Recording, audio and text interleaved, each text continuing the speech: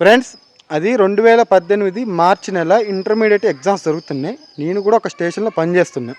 ఆ స్టేషన్ వాళ్ళకి చుట్టుపక్కల ఇచ్చిన సమాచారం మేరకు ఒక ఇంటికి రైడ్కి వెళ్తే అక్కడ ఒక బాబు 35 ఏళ్ళ మహిళతో దొరికిండు, ప్లస్ ఆ ఇంటిని నడిపే లేడీ. ఈ ముగ్గురిని స్టేషన్కి తీసుకొచ్చారు.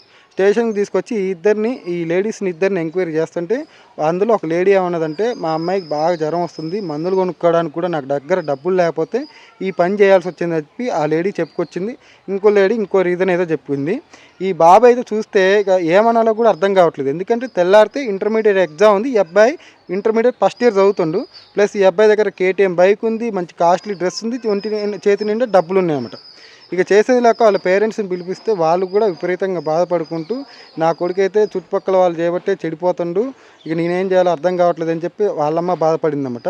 సో ఈ ఇన్సిడెంట్ మీద మీరు చెప్పండి, ఎవరిది తప్పు ఏంటో, వాళ్ళ పేరెంట్స్దా, అలా బాబుదా, ఆ లేడీస్దా?